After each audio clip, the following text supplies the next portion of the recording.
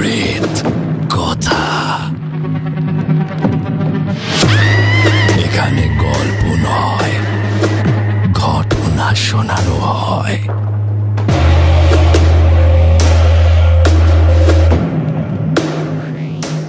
Welcome back, সকলকে স্বাগত জানাচ্ছি প্রেত কথার 502 নম্বর এপিসোডে। আজকে সময় দেখেই বুঝতে পারছেন অনেক বড় এপিসোড, প্রায় 1.5 ঘন্টার একটি এপিসোড। এবং আজকের ঘটনাটি শুনে আপনারা মনে হবে যেন এক অন্য জগতে হারিয়ে গেছেন। এবং আজকের ঘটনার একটি ঘর, সেই ঘরের ছবি আমি আপনাদেরকে পাঠাবো হোয়াটসঅ্যাপ গ্রুপে। আমাদের হোয়াটসঅ্যাপ গ্রুপের লিঙ্ক দেওয়া রয়েছে ডিসক্রিপশন সেকশনে, সেখান থেকে আমাদের হোয়াটসঅ্যাপ গ্রুপ জয়েন করুন, সাবস্ক্রাইব করুন না করে থাকলে, এবং প্রত্যেক শুক্রবার আর রবিবার ঠিক রাত 10টার সময় প্রেত কথার অফিসিয়াল ইউটিউব চ্যানেল এবং রাত 11টার সময় স্পটিফাইতে প্রেত কথার এপিসোড আসতে থাকে। আমি গৌরব আছি আপনাদের সঙ্গে। সাউন্ডের সৌম্যদীপ গ্রাফিক্সে অনেককে আশা করছি লাইক করে দিয়েছেন, কমেন্ট করে ফেলেছেন কে কোথা থেকে শুনছেন। এখন 1.5 ঘন্টার জন্য আজকের প্রেত কথার এই বড্ড স্পেশাল এপিসোডটিকে এনজয় করুন। শুক্রবার এবং রবিবারের রাত মানেই ভয় পাওয়ার রাত উইথ গৌরব।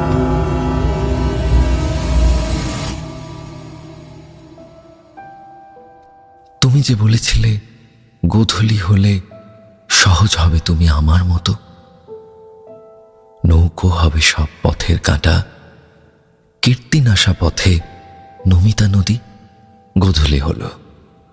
তুমি যে বলেছিলে রাত্রি হলে মুখোশ খুলে দেবে বিভোর বিভা, অহংকার ভুলে অরুন্ধতী বশিষ্ঠের কোলে মূর্ছা যাবে। রাত্রি হলো। অলোকরঞ্জন দাশগুপ্ত। হ্যাঁ, এই কিছু তুমি বলেছিলের ভিড়ে হারিয়ে গেছে শত শত মানুষের জীবন। এখান থেকেই প্রতিশ্রুতি নামক শব্দটা বারবার ধ্বনিত হয়। এই যে এক মস্ত পিছুটান, মস্ত এক মরীচিকা অপেক্ষার বেশে বারবার ধরা দেয়, হাতছানি দিয়ে ডাকে আর বলে, আরেকটু দেখ না, যদি সবকিছু ঠিক হয়ে যায়। এমনই এক হাতছানি আর তার করুণ পরিণতির কাহিনী রয়েছে আজকের এই ঘটনায়। হ্যালো গৌরবদা, আশা করি তুমি এবং প্রিয়াঙ্কা দি এবং প্রেত কথা পরিবারের সকল সদস্য খুব ভালো আছো, সুস্থ আছো। আমি হাওড়া থেকে ঐশ্বর্য আজ আবারও নিয়ে এসেছি ঘটনার জাদুবাক্স। প্রথমেই ধন্যবাদ জানাই এপিসোড নম্বর 489-এ রিমঝিমের ঘটনাটি শোনানোর জন্য। তোমাদের ভালোবাসা আমাকে আর সায়ককে খুবই উৎসাহিত করেছে একসাথে কাজ করতে। তাই দুজনেই যুগলবন্দি হলাম আলেয়াতে। এই আলেয়া আমাদের ডুও টিম। সায়ক ঘটনা কালেক্ট করে আর আমি লিখি, তাই আলেয়ার পক্ষ থেকে সবাইকে ধন্যবাদ। শুরু করছি আজকের ঘটনা। এটি সায়ক কালেক্ট করেছে তার পিসির থেকে।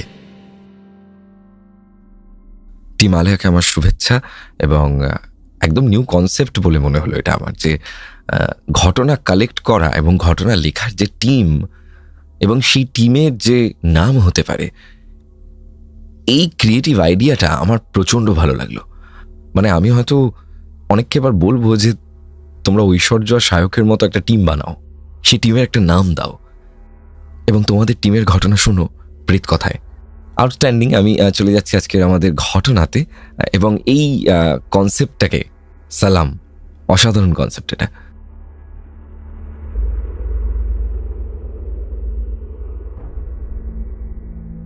বলে রাখা ভালো, পিসি হচ্ছে তার পিতার অর্থাৎ সায়কের ঠাকুরদার জ্যেষ্ঠ কন্যা। পিসির পরেও না 3 পুত্র, সায়কের পিতা ওনার সবচেয়ে কনিষ্ঠ পুত্র। তো ঘটনাটি মূলত ঘটেছিল সায়কের ঠাকুরদার সঙ্গে। সেই সময় পিসি একাই ছিলেন। তার বয়স তখন আনুমানিক 6 কি 7 বছর। তখনও বাকি 3 ভাই বোন জন্ম নেননি। পিসির থেকে শোনা ঘটনাটি ঠাকুরদার ভাষ্যমতে তুলে ধরছি। ঠাকুরদা বলছেন, আমার নাম বনমালী পাল। ছোট থেকেই অদম্য সাহস আমার ভেতর। আসলে খেটে খাওয়া মানুষ তো, অত ভয় নিয়ে চললে পেটের ভাত চোখ পাকাবে। অত্যন্ত কায়িক পরিশ্রমের মধ্যে দিয়ে আমার জীবনযাত্রা চলত। কারণ তখন গোটা গ্রামে হয়তো হাতে গোনা কয়েকজনই শহরে বড় কাজ করত, বাকিদের বেশিরভাগটাই গ্রামের ইট খোলার কাজে নিয়োজিত ছিল। আমিও তাদের মধ্যে একজন ছিলাম। শুধুমাত্র ইট খোলা নয়, কখনো কখনো নদীতে মাছও ধরতে যেতাম। কাজের ভিন্নতা লেগেই থাকতো। সে এক রক্ত গরম করার সময় ছিল। কত ঝড় জলের রাতে নদীতে ছোট খেলে নৌকোয় মাছ ধরেছি, মরা পুড়িয়েছি, বন্ধুদের সাথে দাপিয়ে বেরিয়েছি। কিন্তু এই সহজ সরল নিত্য পরিশ্রমে ভরা জীবনটা অতটাও সহজ আর থাকতে পারল না। ওই যে বলে, সুখ কি আর বেশি দিন টিকে থাকে? কালবৈশাখী ঝড়ের মতোই হঠাৎই একদিন দুঃখ আতঙ্ক হয়ে দরজায় কড়া নাড়ল। আমার বাড়িটা খুব বেশি বৃহৎ ছিল না, কিন্তু তাতে হালকা বনে দিয়ানার ছোঁয়া ছিল। শুনেছিলাম আমার বাপ ঠাকুরদার নাকি বনে দিয়ানার শখ ছিল, তাই তারা কড়ি কাঠ, খড়খড়ি জানালা, খোলা উঠোন, পাকা ছাদ ইত্যাদি তৈরি করে গেছিলেন। তারা সেই সময় জমিদার আমলে তিলে তিলে পরিশ্রম করে গড়ে তুলেছিলেন এই বনেদি ধাঁচের বাড়িটা। কিছু মূল্যবান থাকার মধ্যে এই ভিটেটাই। ধন দৌলত বলতে কিছুই ছিল না আমার, রোজের খাটুনি দিয়েই সংসার চালাতাম। গরিবের কাছে এমন বাড়ি থাকা নেহাতি বিলাসিতা, বা ইংরেজিতে যাকে বলে প্রিভিলেজ। বাড়িতে আমি এবং আমার ছোট ভাই নিজেদের স্ত্রী সন্তান নিয়ে থাকতাম। একদম পাশাপাশি কিছুটা হেঁটে গেলেই আমার কাকার বাড়ি ছিল। কাকা অর্থাৎ গোবিন্দ পাল, সে তার স্ত্রী স্বর্ণলতাকে নিয়ে থাকত। তাদের বহু বছরের বিবাহিত জীবন, কিন্তু সুখের সংসার তাদের ছিল না। কাকিমা কাকাকে প্রাণপাত করে ভালোবেসে তার জন্য সব উজাড় করে দিলেও কাকা কাকিমার উপর নিত্য অত্যাচার করত। প্রতিদিন মদ্যপান করা, স্ত্রীকে অকথ্য ভাষায় গালিগালাজ করা, মারধর করা, এই ছিল তার নেশা। ওদের কোনো সন্তান না হওয়ারও এটি অন্যতম কারণ। কাকিমা অত্যন্ত সুন্দরী ছিল, শীতে স্নিগ্ধ শীতল ভোরের মতো তার রূপের শিল্প। স্বভাবটাও তেমনই, যেন সাক্ষাৎ লক্ষ্মী। কিন্তু ওই লক্ষ্মীটার মর্মটাও কি সবাই বোঝে? কাকিমার নির্মল চেহারায় চাপ রক্তের কালশিটে দাগগুলি ভয়াবহ রাতগুলির বয়ান দিত। মাঝে মাঝে অত্যাচার চরমে উঠলে আমরা সহ আশেপাশের কিছু লোকজন বিধড়ক মেরে আসতাম কাকাকে, কিন্তু লাভ হতো না। দুদিন পর থেকে আবার সেই একই আচরণ। আমরা কাকিমাকে বহুবার বুঝিয়েছিলাম যে কাকার সংসার ত্যাগ করো। প্রতিদিনের ওই অত্যাচার আমরা চোখে দেখতে পারতাম না, কাজেই তার সুখ এবং সর্বোপরি তার সুস্থতা কামনার্থেই এই পরামর্শ দিতাম। কিন্তু সে মেয়ে মানুষ যে আরেক নাছর বান্দা। সে কেবল আশায় বসে থাকতো যে তার স্বামী একদিন তাকে ঠিকই বুঝবে, একদিন নিশ্চয়ই ঈশ্বর মুখ তুলে চাইবে। সে বারবার বলতো, মা গো, তা আবার হয় নাকি? স্বামী সংসারটাই তো মেয়ে মানুষের সব, সেসব ছেড়ে যাব কেনে? উনি যে আমায় বিয়ের সময় কথা দিয়েছিলেন যে আমায় সবসময় সুখে রাখবেন, দেখোই না, উনি ঠিক শুধরে যাবেন। কাকিমাকে দেখে মায়ায় চোখ ভিজত। মাতৃস্থানীয় ছিলেন, গরিব ঘরের মেয়ে ছিলেন, ছোট থেকেই মা মরা। আপন বলতে বৃদ্ধ পিতা, সেও তার বিবাহ অতি কষ্টে দিয়ে বছরখানেকের মধ্যেই গত হন। কাকিমার তাই সেই মাটির ভগ্নপ্রায় পিত্রালয় ছাড়া আর কিছুই ছিল না। যাই হোক, দিন দিন কাকার পাপের ঘড়া ভরতে থাকে। কাকার অগাধ টাকা পয়সা থাকায় রোজ মদ খাওয়া, জুয়াতে টাকা লাগানো, পতিতালয়ে যাওয়া, এসব কাকার নিত্যদিনের সঙ্গী হয়ে ওঠে। এখানেই ক্ষান্ত হয়নি সে, বরং এমন এক কাণ্ড করে বসল যার মাসুল আমাদের পরিবারের সকলকে ভোগ করতে হলো। আমাদের বাড়ি থেকে কিছুটা দূরত্বেই এক বিধবা মহিলা, যার নাম ছিল রত্না, তার সঙ্গে কাকার পরকীয়ার সম্পর্ক গড়ে ওঠে। নষ্টামির সীমা তো সেদিন লঙ্ঘন হয় যেদিন কাকাকে হাতে নাতে ওই বিধবা মহিলার বাড়ি থেকে নগ্ন অবস্থায় ধরা হয়। বাড়ির এবং পাড়ার সকলে মিলে প্রচণ্ড ক্ষিপ্ত হয়ে কাকাকে অনেক মারধর করে। সাথে পাড়ার মহিলারা সবাই মিলে ওই রত্নাকেও বেধড়ক মারে। তারা রত্নাকে বলে, নিজের স্বামীটাকে তো খেয়েছিস, এবার আবার অন্য একজনের সংসারে নজর দিয়েছিস, ডাইনি। সেদিন তুমুল অশান্তি হয়। জানা যায় রত্না তার স্বামীর জীবিত থাকা অবস্থাতেও অন্য এক অবৈধ সম্পর্কে জড়ায়। তার স্বামী সবটা জানতে পেরে বিষ খেয়ে আত্মহত্যা করে। যাই হোক, এইসবের পর কেটে যায় প্রায় 1 সপ্তাহ। কাকা আর কোনো বাজে ব্যবহার কাকিমার সাথে না করলেও বেচারি মনে মনে গুমড়ে মরতে থাকে। হাজার হোক, নিজের স্বামী নিজের স্বামীর ভাগ কোনো মেয়েই দিতে পারে না। কাকিমার বলতে গেলে বেঁচে থাকার ইচ্ছেটাই শেষ হয়ে গিয়েছিল। কাকার প্রতি তার ভালোবাসা যেন বহুদিন ছটফট করার পর শেষ নিঃশ্বাস ত্যাগ করেছিল। আমরাও স্থানীয় মানুষদের জানিয়ে দিই যে তারা যদি কোথাও কাকাকে আর রত্নাকে একসাথে দেখে তাহলে যেন তৎক্ষণাৎ আমাদের জানায় এবং সাথেই যেন 2-4 ঘা কষিয়ে দেয়। ক্ষোভে দুঃখে আমরা প্রত্যেকেই তখন জর্জরিত। প্রায় 1 মাস পরের ঘটনা। তখন গ্রামে যাত্রার খুব প্রচলন। কাকা তাই এক রাত্রে যাত্রা দেখে বাড়ি ফেরার পথে ওই রত্নার সঙ্গে মুখোমুখি হয়।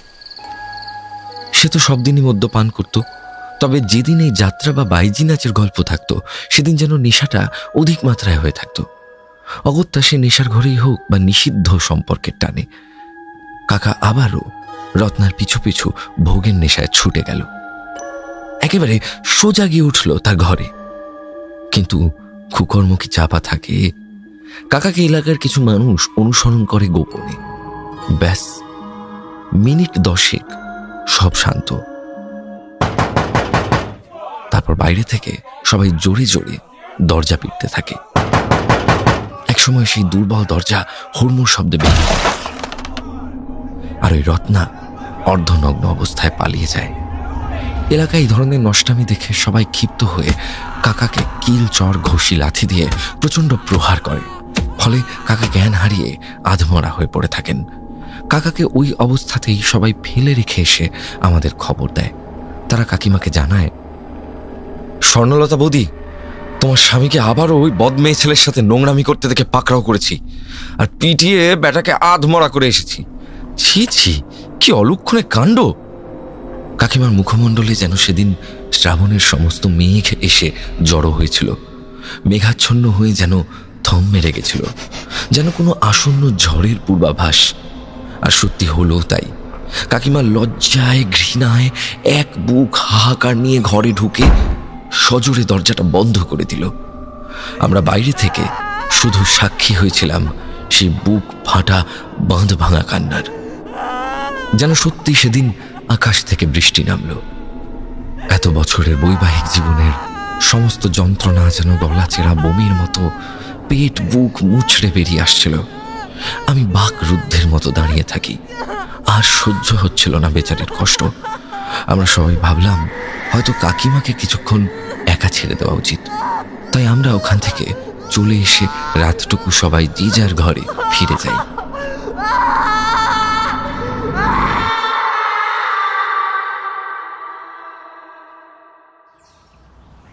সকালে উঠে দেখি কাকিমা উঠোন ঝাড় দিচ্ছে। কাকাও ইতিমধ্যে টুলতে টুলতে ইট খোলার পাশের এক বড় বেঞ্চে গিয়ে শুয়ে পড়ল। আমরা সেই দিকে মাথা না ঘামিয়ে যে যার কাজে লেগে পড়ি।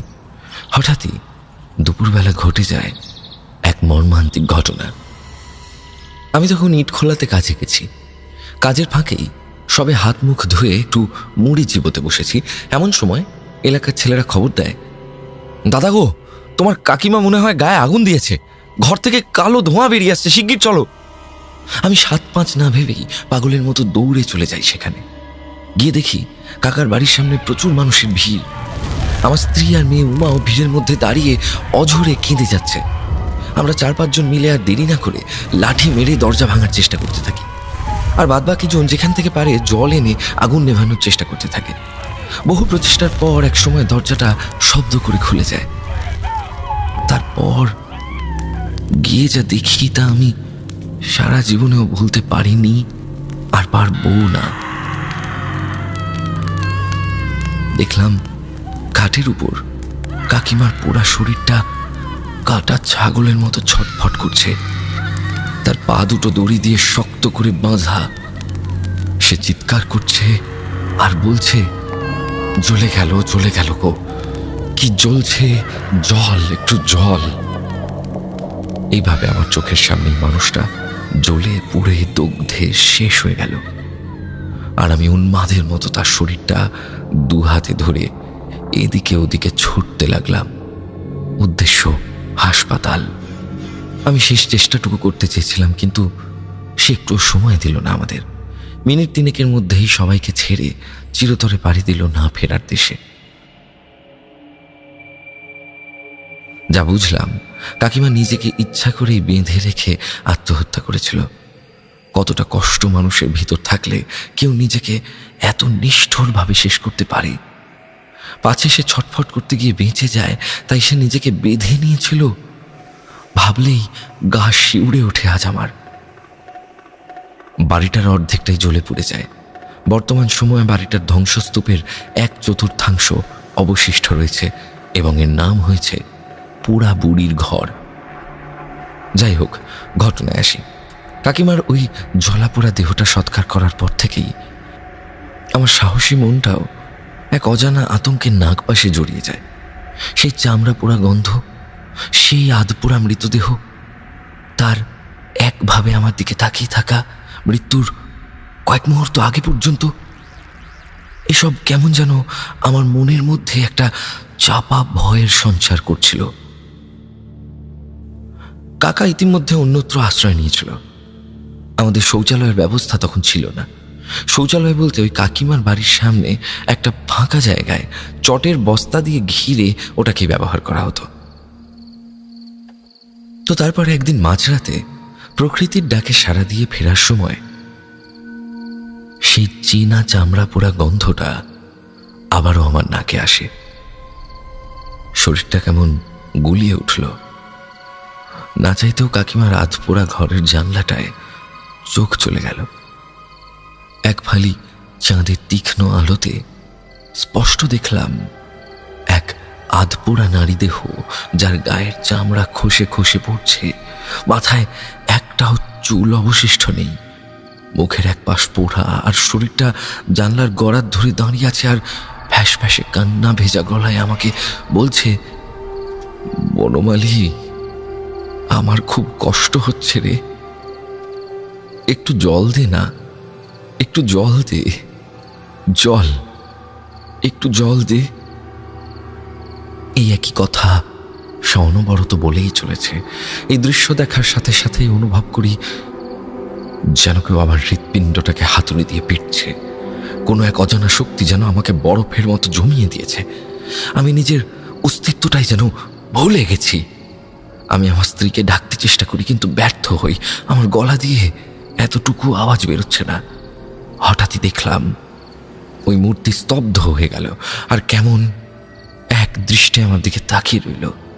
আর ধীরে ধীরে ওই নারী মূর্তির ভয়াবহতা বাড়তে লাগলো। তার মুখভঙ্গি কেমন যেন বিকৃত আকার ধারণ করল।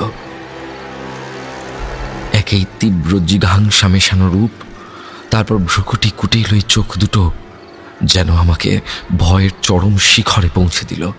আমি আর সহ্য করতে না পেরে আচমকায় বিকট চিৎকার করে জ্ঞান হারালাম।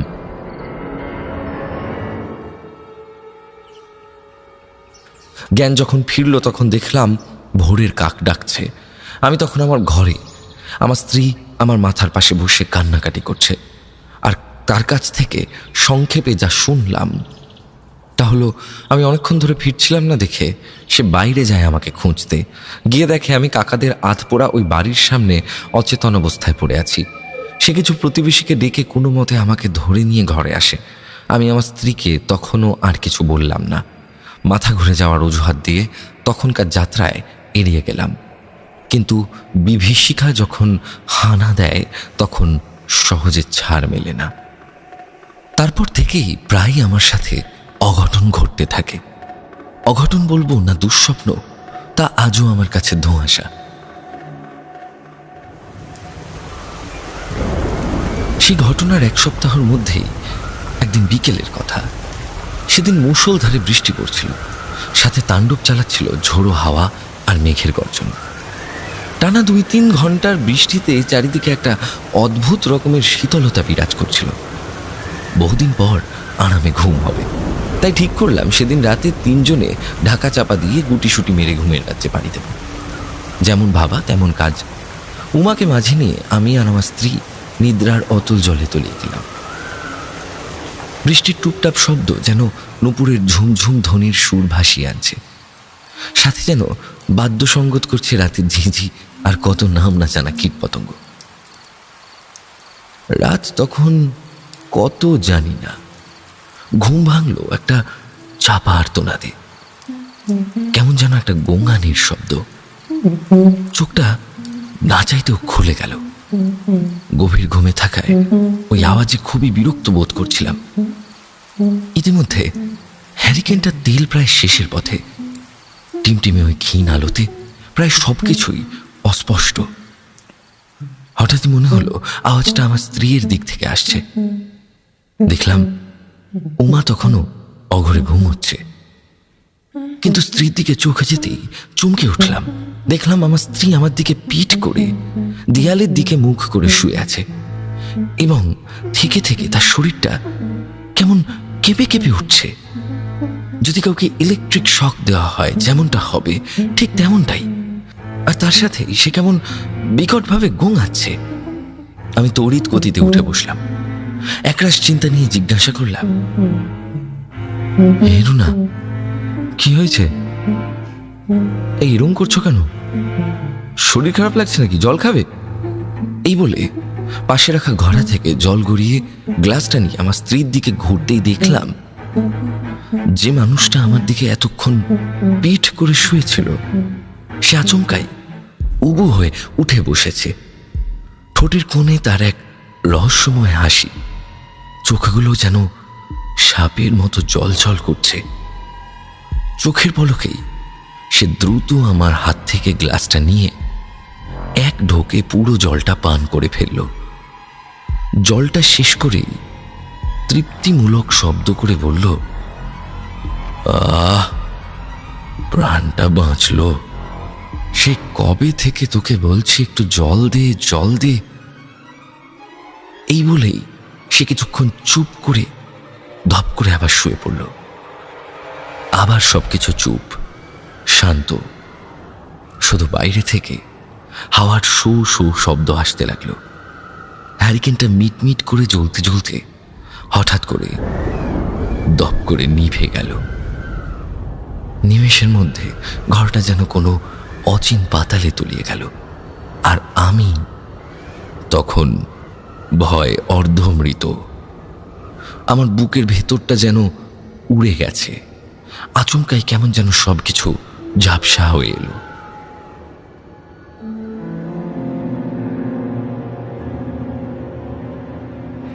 হঠাৎই অনুভব করলাম আমার কপালে বিন্দু বিন্দু জলের ছিটে। দেখলাম উমা আমার দিকে ফ্যাঁকাশে মুখে তাকিয়ে আছে আর এক নাগারে আমাকে ডেকে চলেছে। আর আমার স্ত্রী রুনা, সে আমার চোখে মুখে জল ছিটাচ্ছে। কিছুটা ধাতস্থ হয়ে উঠে বসলাম। দেখলাম সকাল হয়েছে। আমি আমার স্ত্রীকে দেখে কিছুটা আতঙ্কিত হলাম। মনে পড়ে গেল আগের দিন রাতের কথা। আমি তাকে জিজ্ঞাসা করলাম, আচ্ছা, কাল রাতে তোমার কি হয়েছিল গো? রাতের বেলা অমন অদ্ভুত আচরণ করলে কেন? সে অবাক হয়ে আমাকে উত্তরে বলল, আমি মানে কি সব উল্টোপাল্টা বকছো? আমি আবার কি অদ্ভুত আচরণ করলাম? তুমি তো কাল রাত থেকে অজ্ঞান হয়ে পড়ে আছো। ভোরবেলা উঠে দেখি তুমি বিছানার বাইরে হাত পা ছড়িয়ে পড়ে আছো। ডেকে তুলতে গিয়ে দেখি তোমার জ্ঞান নেই। এই এখন জ্ঞান এলো এতক্ষণ পর। আমার মনে হয় তুমি কোনো বাজে স্বপ্ন দেখেছিলে, তাই হয়তো এমন হয়ে গেছে। আমি বাকরুদ্ধ হয়ে উমার দিকে তাকালাম। উমা কিছু বলল না, শুধু বিস্ফারিত চোখে আমার দিকে চেয়ে রইল আর একটা ঢোক গিলল। আমার কপালে তখন চিন্তার মেঘ জমল। পরের ঘটনা আরো ভয়াবহ। যাই হোক, কাকার আজপোড়া বাড়িতে সেই দৃশ্য দেখার পর থেকে আর ওইদিকে শৌচকর্ম করতে যাওয়ার সাহস পাইনি। তাই আবারও নিজের বাড়ির পিছনেই ফাঁকা জায়গা দেখে চটের বস্তা দিয়ে আবারও একটা শৌচালয় নতুন করে প্রস্তুত করি। ভাইকেও সবটা জানাই, ওর কাছ থেকে আর কিছু গোপন করি না। তাই আমরা নিজেরা ঠিক করি যে রাতে যারই শৌচকর্ম করা লাগবে সে যেন কাউকে সঙ্গে নিয়ে যায়, অর্থাৎ একা আর কেউ যাবে না। একটা হ্যারিকেন জ্বালিয়ে একজন দাঁড়াবে আর অপরজন শৌচকর্ম করবে। তো এইভাবেই চলছিল। কিন্তু হঠাৎই একদিন আমার খুব যাওয়ার দরকার পড়লো মাঝরাতে, আর আমি কাউকে ডাকার সময় পেলাম না। তাই একটা হ্যারিকেন নিয়েই বেরিয়ে পড়লাম। দরজাটা খোলা মাত্রই একটা মৃদু শীতল বাতাস আমাকে আলিঙ্গন করলো। সাথে কানে এলো গাছের পাতাদের খসখস শব্দ। কদিন যাবৎ বৃষ্টির পর আকাশটা প্রায় মেঘমুক্ত। নক্ষত্রমণ্ডলী মিটমিট করে জ্বলছে। চাঁদের দেখা নেই, হয়তো কলঙ্ক ঢাকতে মুখ লুকিয়েছে। যাই হোক, গ্রাম্য এলাকার সাথে বাড়ির পিছন দিক, কাজেই গাছগাছালি ঝোপঝাড়ের অভাব ছিল না। তাই জন্য রাতে সাপ খোপের ভয়টা লেগেই থাকতো। ধীরে ধীরে হ্যারিকেন নিয়ে এগিয়ে গেলাম। তড়িঘড়ি কাজ ছেড়ে ঘাড় ঘুরিয়ে যেই না ঘরের দিকে পা বাড়াবো, হঠাৎই দরজার চালের উপর থেকে দুমদাম করে 2-3 বার কিসের যেন শব্দ হলো। হ্যারিকেনটা উঁচিয়ে দেখার প্রয়াস করলাম, কিন্তু ওই নিভু নিভু অগ্নিশিখা বিশেষ কিছু দেখাতে পারল না। চোখের পলকেই আমার পায়ের কাছে কি যেন একটা সজোরে ছিটকে এসে পড়ল। আমার তখনই শরীর ক্রমশ ঠান্ডা হতে শুরু করেছে। ভয়ে ভয়ে আমি ঝুঁকতে লাগলাম। ঝুঁকে পড়ে হ্যারিকেনের ওই মৃদু আলোয় আমি যা দেখলাম, তাতে আমার সারা শরীরটা কাঁপুনি দিয়ে উঠল। দেখলাম একটা রক্ত মাখা মোটা হাড়ের টুকরো যেন কেউ আধ খাওয়া করে চিবিয়ে ফেলেছে আমার পায়ের সামনে। আর তার সাথে সাথেই সেই চেনা চামড়া পোড়া গন্ধটা তীব্রভাবে নাকে এসে লাগলো। আর মনে হলো যেন আমার কানের কাছে এসে কেউ একটা ভারী কর্কশ গলায় বলে চলেছে, জ্বলে গেল, জ্বলে গেল, বড় জ্বালা করছে রে, জল দে আমাকে, জল দে, দে বলছি, দে, জল দে।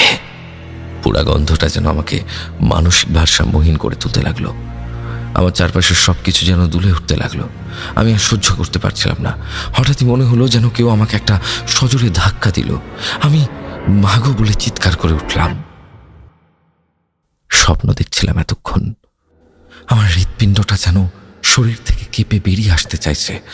উফ, সে কি আতঙ্ক, কি ভয়ঙ্কর! আমার নিঃশ্বাসের গতি মারাত্মক রকমের বেড়ে গেছে। আমার স্ত্রীকে দেখলাম আমার চোখে মুখে জল দিয়ে হাত বুলিয়ে দিল। সে বলে উঠল, কি গো, কি হয়েছে তোমার? ঘুমের মধ্যে এমন হাত পা ছুঁড়ে চেঁচাচ্ছিলে কেন? আমি কতক্ষণ ধরে তোমায় ডেকে চলেছি, তোমার তো ঘুমই ভাঙছিল না। হ্যাঁ গো, খুব ভয়ানক কিছু দেখেছো বুঝি? আমি তখন ভয় কাটা 1 গ্লাস ভর্তি জল নিয়ে ঘট ঘট শব্দে সবটা পান করে ফেললাম। স্ত্রীকে কাঁপা কাঁপা গলায় শুধু বললাম, রুনা, আমার খুব ভয় করছে, তুমি আমাকে ছেড়ে কোথাও যেও না এখন, আর হ্যারিকেনের আলোটা একটু বাড়িয়ে দাও। আমার কেন এইভাবে ভয় হচ্ছিল আমি নিজেও বুঝে উঠতে পারছিলাম না। এত ভয় যে আমি কোনোদিনও পাবো তা আমি স্বপ্নেও ভাবিনি। আমার স্ত্রী অবস্থা বেগতিক বুঝে আমার একটা হাত চেপে ধরে ঠাকুরের নাম করতে করতে আমায় নিয়ে শুয়ে পড়ে। ঠাকুরের নাম জপতে জপতেই সেই সর্বগ্রাসী কালরাত্রির অবসান ঘটল। সকালে উঠে আমি আমার স্ত্রীকে সমস্ত ঘটনা খুলে বললাম। ভাই এবং ভাইয়ের স্ত্রীকেও বললাম সবটা। সবাই মিলে সিদ্ধান্ত নিল ভবা ওঝার কাছে আমাকে নিয়ে যাবে। তখনকার সময় কারোর কিছু ভালো মন্দ হলেই আগে ভবা ওঝার কাছে সবাই ছুটত। অগত্যা আমিও আর না করলাম না। যাওয়ার পর ভবা ওঝা বেশ কিছু পরীক্ষা নিরীক্ষা করে আমাকে বলল, তোর কাকিমার অতৃপ্ত আত্মাই তোদের কাউকে শান্তি দিচ্ছে না। মরার সময় মুখে জলটুকুও পায়নি, এক বুক লজ্জা ঘৃণা অপমান নিয়ে মরেছে। সে কি এত সহজে চলে যায়? বেঁচে থাকতে স্বামীর 1 ফোঁটা ভালোবাসা পায়নি, অনেক অতৃপ্ত ইচ্ছা নিয়ে দেহ ছেড়েছে। এই আত্মার অসীম শক্তি, তাই তো সে বারবার স্বপ্ন দিয়ে তার উপস্থিতি তোদের জানাচ্ছে। একে শেষ করার ক্ষমতা আমার মতো ওঝার নেই। আমি বড়জোর বাড়িটিকে বন্ধন করে দিতে পারি, যেহেতু ওই আত্মাটা ওখানেই হাহাকার করছে। কিন্তু ভুলেও ওই ঘর খুলবি না, খবরদার, ধারে কাছেও যাবি না। আর তোদের কথা তাবিজ দিচ্ছি, প্রত্যেকে হাতে ধারণ করে থাকবি। বিশেষ করে বনমালী তুই, মানুষটার প্রতি তোর মায়া ছিল, তাই সে তোকেই বারবার ধরতে চাইছে। খুব সাবধান, তাবিজ খুলবি না। ভবা ওঝার কথা মতো সবাই তাবিজ ধারণ করে নিলাম। আর বিকেল নাগাদ এসে ওই পোড়া বাড়ি বন্ধন করে দিয়ে গেল। এরপর বেশ কিছুদিন সত্যি আর তেমন কিছু হয়নি। ঘরের চালে ধূপধাপ আওয়াজ নেই, নেই কোনো কান্নার আওয়াজ। এভাবেই কেটে গেল 22 থেকে 24 দিন। আমি পুনরায় কাজে মনোযোগ দিয়েছি। একটু একটু করে নিজের পুরনো সাহসটাও বলতে গেলে ফিরে পেয়েছি। রাতের আঁধারে শৌচকর্ম করতে যেতেও আর ভয় লাগতো না। কিন্তু বিপদ যে একটু একটু করে শিকড় বিস্তার করছে তা আমি জানতেই পারিনি। দিনটা ছিল রবিবার। শরীরটা সেদিন বিশেষ ভালো না থাকায় ঠিক করলাম রাতে তাড়াতাড়ি খাওয়া দাওয়া করে শুয়ে পড়ব। যেমন ভাবা তেমন কাজ। দু চোখের পাতা এক করতেই কাল ঘুম এসে চেপে ধরল। তখন মাঝরাত। ঠাকুরদার ভগ্নপ্রায় দেওয়াল ঘড়িটায় ঢং ঢং করে 3টে বাজার ঘন্টায় ঘুমটা আচমকাই ভেঙে গেল। ধরপড় করে উঠে বসলাম। কপালে বিন্দু বিন্দু ঘামের ফোঁটা। খুলে রাখা জামার পকেট থেকে একটা বিড়ি বের করে জ্বালিয়ে টানতে লাগলাম। 3-4 হলো ভীষণ গরম। গরমের উপদ্রবে গোটা গ্রাম অতিষ্ঠ। সেই গরমের কারণেই শান্তির ঘুম ছুটে গেল। পাশে তাকিয়ে দেখলাম রুনা আর উমা অঘরে ঘুমোচ্ছে। আর ঘুমোনোটাই স্বাভাবিক, কারণ উমা বাচ্চা মানুষ, সারাদিন তার পড়াশোনা ছোটাছুটি লেগেই থাকতো। আর রুনার সারাদিন সংসারের পিছনে খাটাখাটনি করায় আর শরীরটা দিত না রাত্রিবেলা।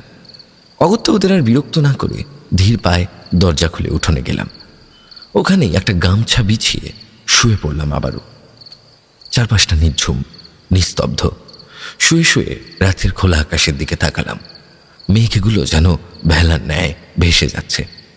সেদিকে চেয়ে গভীর ভাবনায় মগ্ন হলাম। হঠাৎ বিদ্যুৎ ঝলকের মতো মনে পড়ল যে কাকিমার দেহটা তোলার সময় আলমারির উপর একটা লোহার ট্রাঙ্ক চোখে পড়েছিল। আগুনে গোটা ঘরটাই জ্বলে যাচ্ছিল, তবে সবাই মিলে জল ঢালার কারণে আলমারিটা পুরো পুড়তে পারেনি। ভাবলাম, আচ্ছা ওই ট্রাঙ্কটাতে কি ছিল? হতেই তো পারে কাকিমার কিছু টাকা পয়সা, সোনা গয়না, এই সব কিছু ছিল। ট্রাঙ্কটা যদি একবার হাতে পাওয়া যায় তাহলে ভিতরে যা আছে সবই তো আমার। যদি ভাগ্যক্রমে সোনার গয়না পেয়ে যাই তাহলে আমার জীবনটাই বদলে যাবে। এই দুঃখে কষ্টে আর জীবনযাপন করতে হবে না। মেয়ে বউটাকে ভালো মন্দ খাওয়াতে পারবো, কিছু দিতে পারবো, এই ভেবেই ধীরে ধীরে উঠে কোনো এক চুম্বকের টানের মতো এগিয়ে গেলাম ওই পোড়া বাড়ির দিকে। পৌঁছে দেখলাম বাড়িটা যেন থম মেরে দাঁড়িয়ে আমারই অপেক্ষা করছে। আমার চোখ জোড়ায় তখন লোভের চমক। আচমকা একটা বড় পাথর তুলে বাড়ির দরজার জং ধরা তালাটা ভাঙতে লাগলাম।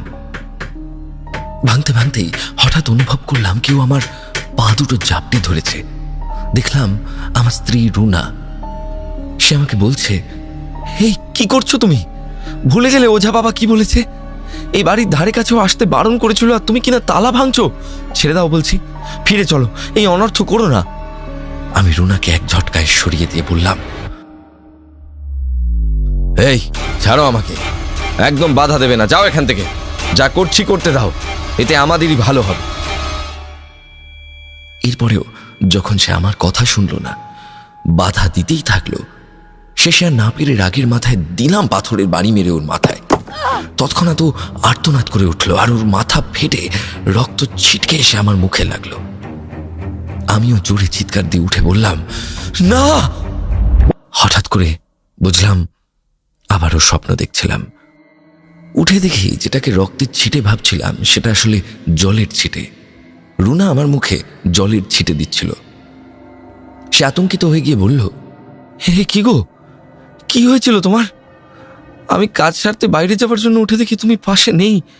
শেষে দেখি বাইরে উঠোনে শুয়ে তুমি তোমার হাত পা ছুঁড়ে কখনো হাসছো, আবার কখনো কাঁদছো, আবার চিৎকার করছো। আমি এক নাগারে ডাকার পরেও তোমার ঘুম ভাঙছিল না। শেষে জলের ছিটে দিলাম। তুমি তুমি বাইরে গেলে কি করে? আর অমন করছিলে কেন? সব শুনে আমার চোখ কপালে উঠল। আমি আমার স্ত্রীকে সব ঘটনা খুলে বললাম। সবটা শোনার পর ওর মুখ ফ্যাকাশে হয়ে উঠল। ও কিছুক্ষণ আমার দিকে এক দৃষ্টে তাকিয়ে থেকে কাঁপা কাঁপা গলায় বলে উঠল, এখন শুয়ে পড়ো, কালকে একবার ওঝা বাবার কাছে যেতে হবে। এই বলে কোনো রকমে বাকি রাতটুকু কাটিয়ে ভোর থাকতে বেরিয়ে পড়লাম ভবা ওঝার উদ্দেশ্যে। ভবা ওঝা সব শুনে রাগের সামনে লাউ মাচাটার কাছে বসে পড়লাম। সূর্যের প্রখর তাপে মুখ চোখ কালো হয়ে গেছে, ঘর্মাক্ত হয়ে গেছে সারা শরীর। কিন্তু আমার সেদিকে খেয়াল নেই। আমার মনের গহীনে তখন কেবল বিচরণ করছে সে ট্রাঙ্কের ভাবনা। গত রাতের ঘটনাটা নিছক দুঃস্বপ্ন হলেও ওই লোহার ট্রাঙ্কটার আসলেই অস্তিত্ব আছে, এটা ভুল হতে পারে না। আমার স্পষ্ট মনে আছে কাকিমাকে তোলার সময় আমি দেখেছিলাম আলমারির উপরে ট্রাঙ্কটাকে। ওই ট্রাঙ্কটার ভিতরে কি আছে সেটা জানার কৌতূহল এবং মূল্যবান কিছু থাকলে সেটাকে নিজের করে পাওয়ার লোভটা আমার ভিতর মাকড়সার জালের মতো ফাঁদ পেতে রইল। মনে মনে ভাবলাম, কাকাও বহুদিন হলো কোথাও গিয়ে আশ্রয় নিয়েছে, কোথায় গেছে তা কেউ জানে না। আর আমার ভাইও দুদিন আগে স্ত্রী সন্তান সহ শহরে চলে গেছে কাজের সূত্রে। তাই আমার পাওয়া সম্পদের ভাগ কাউকে দিতে হবে না, যা থাকবে সবটুকুই আমার, শুধুই আমার। ইস, কেন যে সেদিন কাকিমার মৃত্যুর পর ট্রাঙ্কটাকে তুলে আনেনি, ওটা নিয়ে নিলে আজকে একটু হলেও ভালো দিন দেখতাম। সাথে সাথে মাথাচাড়া দিয়ে মনে এলো ভবা ওঝার বলা কথাগুলো।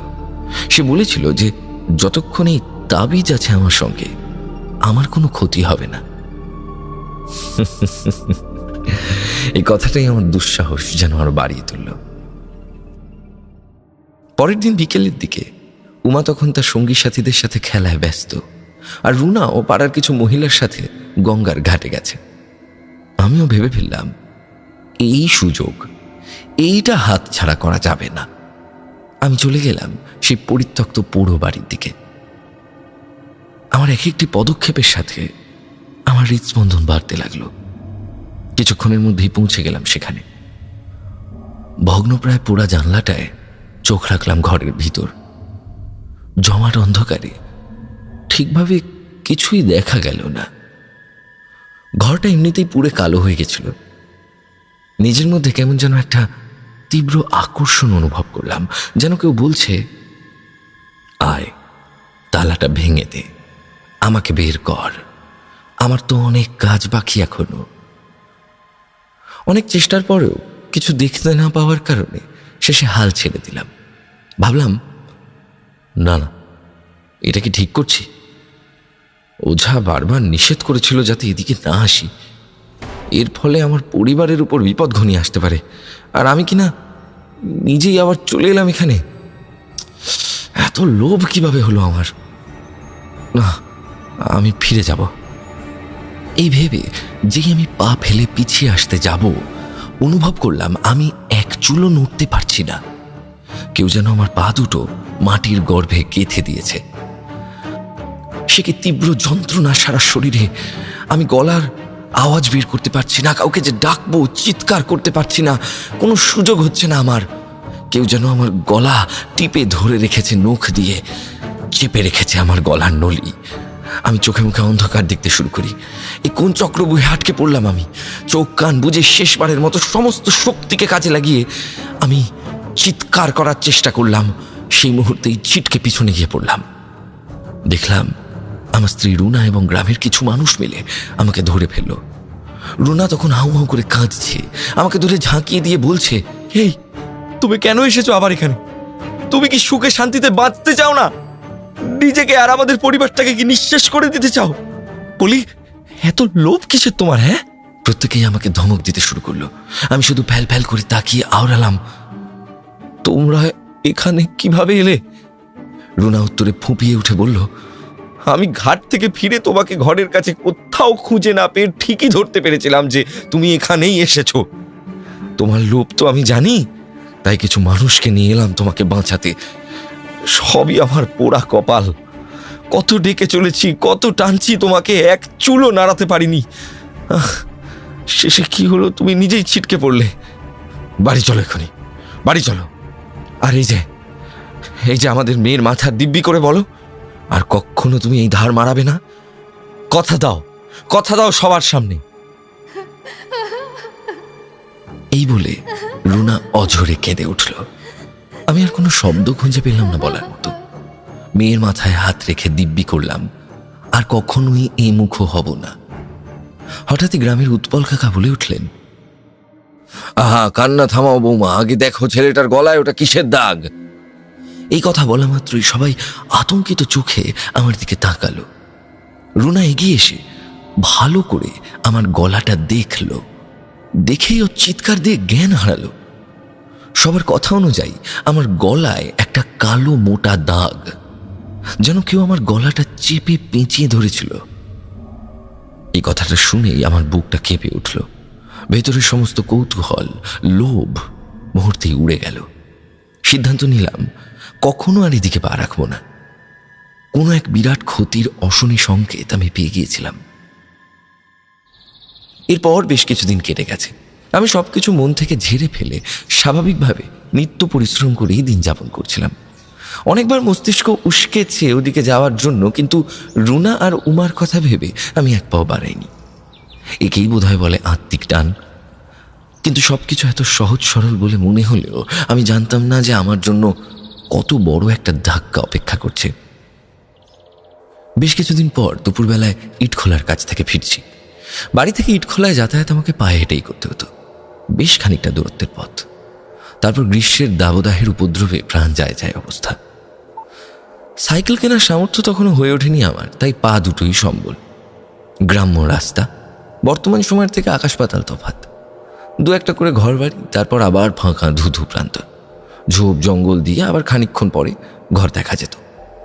একা হাঁটতে গেলে মনে হতো যেন সদ্যই পৃথিবী সৃষ্টি হয়েছে, আর নিজেকে মনে হতো সেই আদিম যুগের একজন মানুষ। একে দুপুর, জনমানব শূন্য মাঠঘাট, ক্লান্তির বোঝা বয়ে আমি হেঁটে চলেছি। হঠাৎ চোখ গেল একটা গাছের তলায় 6 জন মিলে বসে কথা বলছে। তাদের দেখে ঠিক চিনতে পারলাম না। ভাবলাম বোধহয় পাশের গ্রামের মানুষ হবে, তাই সেদিকে ধ্যান না দিয়ে হাঁটায় মন দিলাম। তাদের পাশ দিয়ে যাওয়ার সময় কানে এলো তারা যেন কি সব ফিস ফিস করছে। হঠাৎই চোখের পলকে তারা আমাকে ঘিরে ধরল। আমি ভাবলাম তারা বোধহয় চোর ডাকাত হবে, তাই ম্লান হেসে বললাম, আমাকে ধরে কোনো লাভ নেই গো, আমার কাছে তো কিছুই নেই এই ভিজা গামছাটা ছাড়া। ওরা তখন দাঁত কিরমির করে বলল, লাভ লোকসান তোকে এক্ষুনি বোঝাবো আমরা, দাঁড়া। এই বলে আমাকে এলোপাথারি মারধর করতে শুরু করলো। আমি প্রাণপণ চেষ্টা চালিয়ে গেলাম নিজেকে বাঁচানোর, কিন্তু 6 জনের সঙ্গে একজনের পেরে ওঠা কখনোই সম্ভব নয়। ওরা আমার মুখে গামছা বেঁধে আমাকে মাটিতে ফেলে বেধড়ক মারধর করল। একটা পর্যায়ে আমি গুরুতরভাবে জখম হলাম। আমার কপাল ফেটে গল গল করে রক্ত বেরোতে লাগলো। ওরা আমাকে ওই অবস্থাতেই ফেলে রেখে দিয়ে বলল, নে, নির্দেশ ছিল তোকে আধমরা করার, সেটাই করে গেলাম, না হলে এতক্ষণে তুই মায়ের ভোগে চলে যেতিস। কে নির্দেশ দিয়েছে তা পরেই জানতে পারবি। অনেক মোটা টাকার বিনিময়ে তোর এই অবস্থা করলাম আজ। আর শোন, এই কথা যদি কাউকে বলিস বা যদি পুলিশের কাছে যাওয়ার চেষ্টাও করিস, তাহলে তোর মেয়ে বউকে তোর চোখের সামনে আগুন দিয়ে জ্বালিয়ে দেব। এই বলে ওরা আমার লুঙ্গি খুলে কয়েকটা লাথি মেরে আমাকে উলঙ্গ করে গামছাটুকু পর্যন্ত নিয়ে চলে গেল। আমি তখনও এসবের কোনো কুল কিনারা খুঁজে পাচ্ছি না। লজ্জায়, ঘৃণায়, অপমানে, ভয়ে, যন্ত্রণায় আমার আত্মহত্যা করতে মন চাইছিল। শরীরের এমন অবস্থা হয়েছিল যে আমি উঠে কাউকে ডাকবো সেই শক্তিটুকু আমার মধ্যে ছিল না। আমি কিভাবে বাড়ি ফিরবো তাই ভাবতে লাগলাম। ঠাকুরের অশেষ কৃপায় গ্রামের কিছু মানুষ কাজ থেকে ফিরছিল। আমায় ওই অবস্থায় পড়ে থাকতে দেখে ওরাই আমাকে ওদের গামছা জড়িয়ে বাড়ি পৌঁছে দিল। তারপর আমার পুরোপুরি সুস্থ হতে 2 থেকে 3 সপ্তাহ লেগে যায়। ওই কয় সপ্তাহ যে আমার সংসারটা কিভাবে চলেছে সেটা আমরা আর ঈশ্বর ছাড়া কেউ জানে না। কাজে না বেরোতে পারার কারণে শাক পাতা গেরি গুগলি খেয়ে আমাদের দিন কেটেছে। ওষুধের পেছনেও জমানো টাকার অর্ধেকটা চলে যায়। কিন্তু আমার এসব কিছুই তখন গায়ে লাগছিল না, কারণ আমি তখন অন্য এক আতঙ্কের খাঁচায় বন্দী। কেবলই আমাকে নাড়া দিয়ে যাচ্ছিল ওই গুন্ডাগুলোর বলা কথাগুলো। কেবলই ভাবাচ্ছিল যে আমার অবস্থা এমন কে করলো আর কেনই বা করলো, আর সত্যি কি তারা আমার মেয়ে বউয়ের ক্ষতি করে দেবে। এইসব ভাবতে ভাবতেই আমার সুখ শান্তি সব ধুয়ে মুছে শেষ হয়ে গেল। কি ছিল আর কি হয়ে গেল আমার সংসারটা। না পারছিলাম কাউকে কিছু বলতে, না পারছিলাম এর কোনো বিহিত করতে। ভয় আতঙ্কে আর কতদিন? মরার ভয় আমার নেই, কিন্তু আমাকে মেরে ফেললে আমার স্ত্রী আর আমার ছোট্ট উমার কি হবে? কাদের ভরসায় বাঁচবে ওরা? এইসব ভাবনার রেশ কাটতে না কাটতেই 2-3 দিন পর আমার ভয়টা ঝড়ের গতিতে সত্যি হয়ে গেল। দিনটা ছিল বুধবার। বিকেল গড়িয়ে সন্ধ্যা হয়ে গেলেও আমার উমা তখনও স্কুল থেকে বাড়ি ফিরল না। চিন্তায় আমাদের কপালে বিন্দু বিন্দু ঘাম দেখা দিল, কেননা উমা বিকেল হলেই বাড়ি চলে আসতো। সময় গড়িয়ে মাঝ সন্ধ্যা এসে ঠেকল, কিন্তু তখনও উমার ফেরার নাম নেই। আমি আর রুনা উন্মাদের মতো আমাদের মেয়েটাকে খুঁজতে বেরিয়ে পড়লাম। স্কুলের পরিচিত কয়েকজনের বাড়িতে খোঁজ করে জানতে পারলাম উমা রোজকার মতোই বেরিয়ে গেছিল। তাহলে সে গেল কোথায়? এইভাবে আমরা এবং গ্রামের কিছু মানুষ অনেক খোঁজাখুঁজির পর গঙ্গার সামনে এক গাছতলা থেকে অজ্ঞান অবস্থায় উমাকে উদ্ধার করি। মেয়েটা আমার নিস্তেজ হয়ে পড়েছিল, পাশে স্কুলের বইয়ের থলিটা ছেঁড়া অবস্থায় পড়ে। পুরুষ মানুষকে নাকি কাঁদতে নেই, কিন্তু সেই মুহূর্তে এই সমস্ত নিয়ম বিধিকে অগ্রাহ্য করে উমাকে জড়িয়ে ধরে হু হু করে কেঁদে উঠলাম। মনে তখন ওকে হারিয়ে ফেলার তীব্র ভয়। তড়িঘড়ি সবাই মিলে স্থানীয় স্বাস্থ্যকেন্দ্রে ওকে নিয়ে গেলাম। ডাক্তার অনেক পরীক্ষা করে বললেন, তেমন কিছু না, কিছু দেখে প্রচন্ড ভয় পেয়ে গিয়েছিল, তাই এভাবে জ্ঞান হারিয়েছে। আর কোনো বিশেষ তো ক্ষতি হয়নি। আপনারা অপেক্ষা করুন, কিছুক্ষণ পর ওর জ্ঞান ফিরে আসবে। আমরা প্রাথমিক চিকিৎসা করে দিয়েছি। তারপর আধা 1 ঘন্টার পর উমার জ্ঞান ফিরল। চোখ জোড়া মেলে আমাদের দিকে তাকালেও ওর চোখে তখন ভয়ের ছাপ স্পষ্ট। আমি ধীরে ধীরে ওর পাশে বসে ওর মাথায় হাত বুলিয়ে দিলাম। রুনা তখনও মুখে আঁচল চেপে কেঁদে চলেছে। আমি চোখের ইশারায় রুনাকে থামতে বললাম। তারপর শান্ত গলায় উমাকে প্রশ্ন করলাম, মা, এখন কেমন লাগছে? শরীর কি খুব খারাপ? উমা ফ্যাল ফ্যাল করে চেয়ে শুধু মাথা নাড়ালো। কিছুক্ষণ থেমে আমি আবারও প্রশ্ন করলাম, একটু মনে করে বলতো তোর সাথে ঠিক কি হয়েছিল? কি দেখে অত ভয় পেলি? আমার প্রশ্নটা শোনা মাত্রই উমার মুখটা যেন রক্তশূন্য হয়ে ফ্যাকাশে হয়ে গেল। ও ডাগর চোখ দুটো যেন আরো গোলাকার হয়ে উঠল। ও শুধু ঢোক গিলতে থাকলো আর বিছানার চাদরটা খামচে ধরল। আমি বুঝলাম উমা এখনো ভয় পাচ্ছে, ও কিছুই বলতে পারবে না। বাচ্চা মানুষ, তার উপর মারাত্মক ভয় পাওয়ার কারণে একেবারেই চুপ মেরে গেছে। তাই জন্য ওকে আর ঘাঁটালাম না। তারপর ডাক্তার ছেড়ে দিতেই ওকে নিয়ে বাড়ি চলে এলাম। রাতে 2 চোখের পাতা এক করতে পারলাম না। চিন্তাগুলো নরকের কীটের মতো আমাকে দংশন করতে লাগলো। কেবলই ভাবতে লাগলাম, কি হবে এরপর? কি আমার মেয়ের সাথে এমন করলো? কি দেখেছিল? তবে কি ওই লোকগুলোই আছে এর পিছনে? কিন্তু আমি তো কারোর কোনো ক্ষতি করিনি। তাহলে ঠাকুর কেন আমার জীবনটাকে এইভাবে ছাড়খাড় করে দিচ্ছে? কে ওরা? কি ওদের উদ্দেশ্য? মাথার চুলগুলো টেনে ধরলাম। আর পারছি না, মনে হচ্ছে সব ছেড়ে ছুড়ে পালিয়ে যাই। ওই পোড়া বাড়িটাকে ভেঙে গুড়িয়ে দিতে পারলে তবে শান্তি হয়। যবে থেকে আমার লোভ জেগেছে তবে থেকে এইসব শুরু হয়েছে। নিজের সাথে এইভাবে বিড়বিড় করতে করতে একসময় গভীর ঘুমে তলিয়ে গেলাম। সময় তার নিজ গতিতে প্রবহমান, সে কারোর জন্যই থমকে থাকে না। কাজেই কেটে গেল আরো 1 সপ্তাহ। ওই 1 সপ্তাহে আমাদের সংসারের যে কি দুর্দশা হয়েছিল তা আজও ভাবলে চোখের কোণে অশ্রুরা ভিড় জমায়। আমার শরীরের জখম তখনও পুরোপুরি ঠিক হয়নি। ক্ষতচিহ্ন চলে গেলেও অঙ্গ প্রত্যঙ্গে বেশ ব্যথা। উঠে কাজ করতে খুব অসুবিধে হতো। সাথে ওই বাড়ি যেন বারবার আমাকে হাতছানি দিয়ে ডাকত। হাতের তাবিজটা থেকে থেকে জ্বালা করে উঠত। যন্ত্রণায় চোখ দুটো আমার রক্তবর্ণ হয়ে উঠত। ঘুমের ঘরেই মাঝে মাঝে কার যেন দূর থেকে ভেসে আসা চিৎকার শুনতে পেতাম। বুঝতে বাকি ছিল না যে সে মরিয়া হয়ে উঠেছিল আমাকে দিয়ে ঘরটা খোলানোর জন্য। আমার স্ত্রী রুনাও ভয়ে ভয়ে ঘাটে যেত। প্রায় সময় ওই বাড়ির পাশ দিয়ে আসার সময় ওর মনে হতো কেউ যেন জানলা দিয়ে দাঁড়িয়ে ওকে দেখছে। এভাবেই কেটে যাচ্ছিল প্রত্যেকটা দিন। আমি অর্ধ উন্মাদ হয়ে যাচ্ছিলাম। তারপর যা জমানো টাকা ছিল সবই আমার আর মেয়ের চিকিৎসার পেছনে খরচের খাতায় চলে গেল। কি করব কিছুই বুঝে পাচ্ছিলাম না। ইটখোলাতে আর যাইনি সেদিনের পর থেকে। মনে মনে ভাবলাম, এভাবে আর কতদিন? কাজ না করলে কে খাওয়াবে? এইভাবে সবকিছু তিলে তিলে শেষ তো হতে দিতে পারি না আমি। একদিকে ওই আত্মা আর ওদিকে ওই গুন্ডার দলের ভয়। অন্য কোথাও যে বাড়ি খুঁজবো সে সামর্থ্যও নেই আমার। সেসব স্বপ্ন। দুবেলা দুমুঠো কোনো রকমে খাবার জোটাচ্ছি অনেক। কোথাও যাওয়া যাবে না। এখানেই দাঁতে দাঁত চেপে পড়ে থাকতে হবে, মেয়ে বউয়ের জন্য অন্তত। কষ্টটা করতেই হবে। গ্রামের মানুষই বা কত সাহায্য করবে? আর ওরাও তো দিন আনে দিন খায়। এই ভেবে ঠিক করি ইটখোলার দিকে আর যাব না।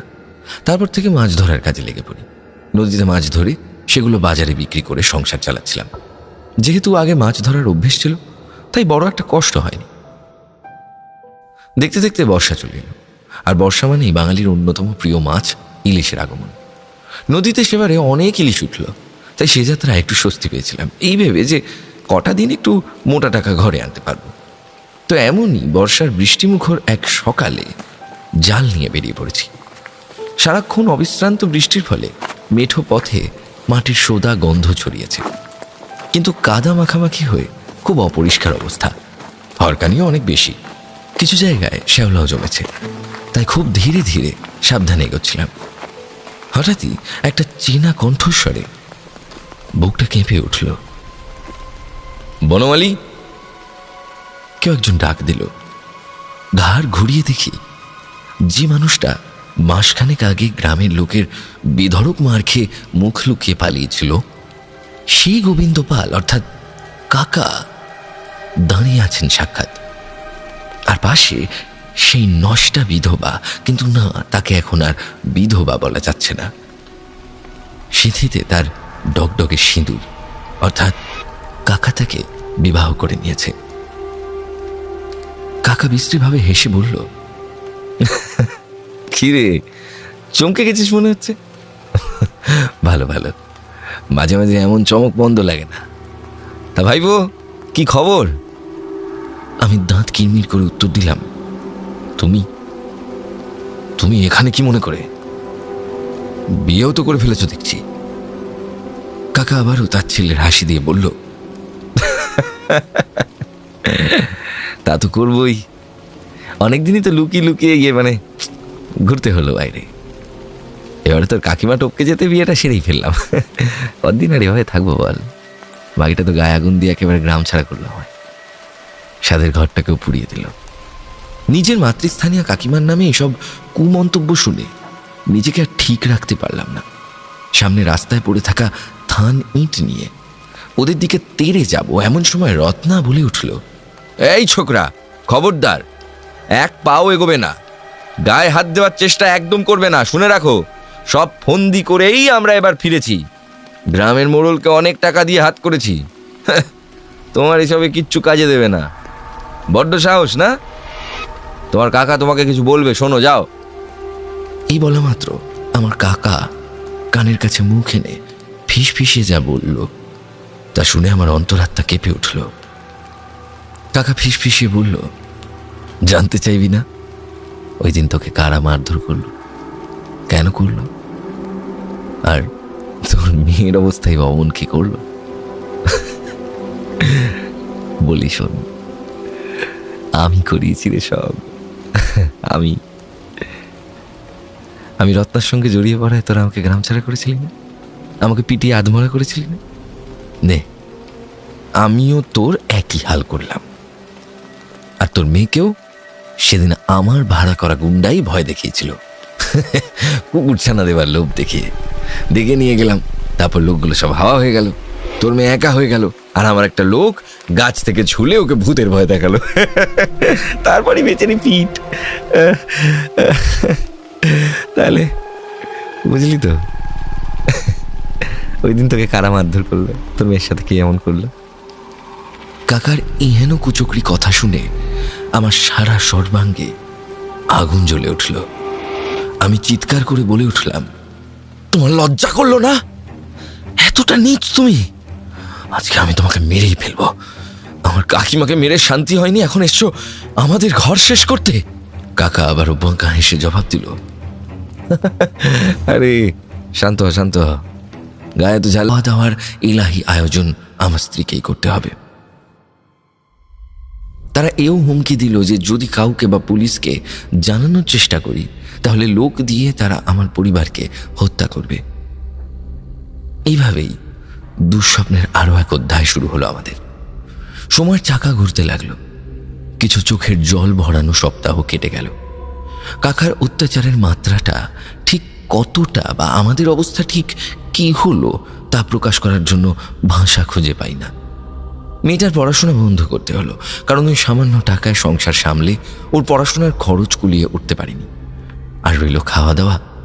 ওদের জন্য ভালো মন্দ রান্না হয়, ওরা অর্ধেক খাবার নিজেদের ঘরে ঢুকিয়ে নেয়, আর আমাদের জন্য পড়ে থাকে সামান্য ভাত, রুটি আর সবজি। মেয়েটাকে ওদের জ্বালায় কতদিন পেট পুড়ে খাওয়াতে পারিনি। মনে মনে শুধু ঈশ্বরকে স্মরণ করতাম যাতে সে আমাদের উদ্ধার করে। ঈশ্বর কতটুকু চোখ মেলে চেয়েছিল জানি না, তবে নিয়তি তার চাল চেলে রেখেছিল, খেলা খেলেছিল।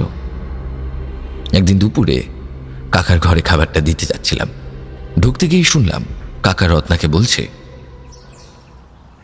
বুঝলি রতন, মেয়ে মানুষটাকে যদি আগেই নিজের হাতে মেরে ফেলতাম আজ তাহলে আমার বড় ঘরখানা টিকে যেত। আপত্ত সেই নিজে বিদায় হলোই, সাথে আবার আমার ঘর পুড়িয়ে সর্বনাশ করতেও ছাড়লো না। বলি গলায় দড়ি দিয়ে দিলেই তো হতো, তা না করে শুধু আমায় শেষ করার ধান্দা। সালা বাপটাও ধান্দাবাজ ছিল, আর মেয়েটাকেও ঘাড়ে চাপালো, আর মেয়েটা আরেকটা ধান্দাবাজ। কাকিমার প্রতি আর তার মৃত পিতার প্রতি এই হেন কুমন্তব্য শুনে চোখ ফেটে জল এলো। একটা মানুষ কতটা নিকৃষ্ট নরকের কীট সমান হলে এই জঘন্য ভাষা বলতে পারে নিজের স্ত্রীর প্রতি? এত বিদ্বেষ!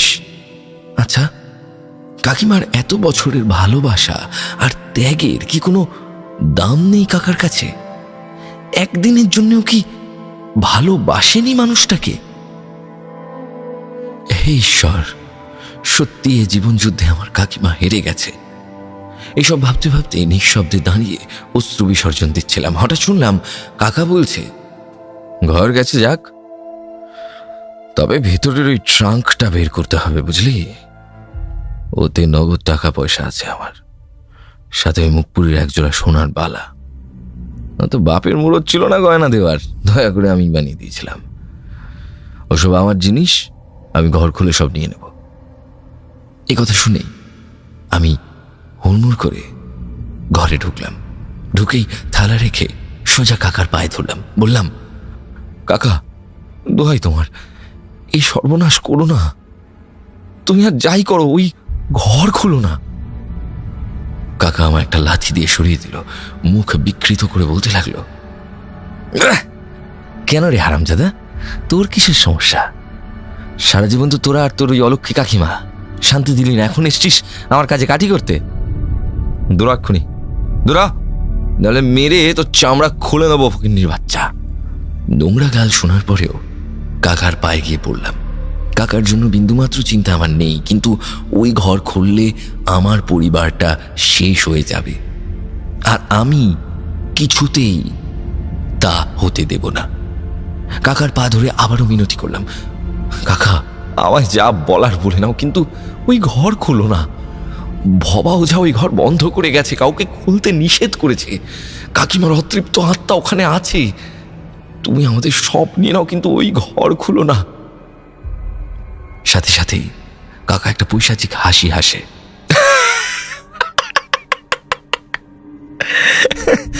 ওই শালিকে সারা জীবন কেলিয়ে শাসন করে এলাম, আর এখন নাকি ওকে ভয় পাবো, বলিস কি রে? তারপর হঠাৎ মুখ চোখ শক্ত করে বলে উঠল, আমি আজই এখনই ওই ঘর খুলব, দেখবো ওই মেয়ে ছেলের কত দম, শালিকে আবার কেলাবো, ও আমার হাতেই বারবার মরবে। আমি কাকার পায়ে আছাড়ি পাছাড়ি খেতে লাগলাম, কিন্তু সে আমার কোনো কথাই শুনল না। দ্রুত গতিতে বেরিয়ে গেল সেই ঘর খোলার উদ্দেশ্যে। আমার স্ত্রী রুনা সব শুনে মাথা ঠুকে ঠুকে কাঁদতে লাগলো। আমি ছুটে গেলাম কাকার পিছনে, গিয়ে দেখি সেখানে ইতিমধ্যে অনেক লোক জড়ো হয়েছে। কাকা একটা থান ইঁট তুলে আঘাত করতে শুরু করেছে দরজায়। অতগুলো লোক মিলেও আমরা কেউ সেদিন কাকাকে আটকাতে পারিনি। মিনিট 5 মতো জোরে জোরে থান ইটের ঘা মারার সাথেই দরজার তালাটা সপাটে ভেঙে পড়ল। আমি মাথায় হাত দিয়ে বসে পড়লাম। সর্বনাশের ঘণ্টার ধ্বনি শুনতে পাচ্ছিলাম কানে। তালা ভাঙতেই এক লাথিতে খুলে ফেলল সেই দরজা কাকা। ভেতর থেকে একটা জমাট বাঁধা নিকষ কালো ধোঁয়া বাইরে বেরিয়ে এলো। একটা পচা গন্ধ নাকে আসতে লাগলো। কাকার সেসবে কোনো ভ্রুক্ষেপ নেই। সে দিব্যি একটা বিড়ি ধরিয়ে ভিতরে ঢুকে গেল। কিছুক্ষণ পর দুজনকে ডেকে এনে বের করে আনলো সেই অভিশপ্ত ট্রাঙ্ক পেয়ে কাকার খুশি আর দেখে কে, রীতিমতো নাচতে নাচতে বাড়ি নিয়ে এলো সেটা। রত্নার চোখেও লোভের চমক। ওরা কাকিমার সেই এক জোড়া সোনার বালা বের করে নিল, সাথে নগদ টাকাও। আমি আর রুনা নির্বাক শ্রোতার মতো শুধু সাক্ষী হচ্ছিলাম ওদের নিষ্ঠুরতার। আমাদের তখন ভয় বুক উড়ে গেছে, ঘর খুলে গেছে, মানে আর নিস্তার নেই। সেদিনকার মতো আমরা নিজেরা ঘরে এসে না খেয়ে মন মরা হয়ে শুয়ে পড়লাম। মাথায় তখন হাজারো দুশ্চিন্তা কিলবিল করছে। দেখতে দেখতে রাত হয়ে গেল। রাত বাড়ার সাথে সাথে গরমটাও বেড়ে গেল। বৃষ্টিটাও কদিন কমে গিয়ে আবার যেন ভীষণ গরম পড়েছিল। হাওয়ার কোনো চিহ্ন মাত্র নেই। তবুও ভেজা গামছা নিয়ে তিনজনে ঘুমানোর চেষ্টা করলাম। হঠাৎ মাঝরাতে আমি গরমে হাঁসফাঁস করে উঠলাম। ঘেমে চান করে গেছি। উঠে সদর দরজাটা খুললাম। খুলেই দেখলাম দরজার সামনে এক শীর্ণকায় দীর্ঘ নারী মূর্তি আমার দিকে পিঠ করে দাঁড়িয়ে আছে। আমি ক্ষণিকের জন্য হকচকিয়ে গেলাম। ভাবলাম, এত রাতে এখানে কে ইনি?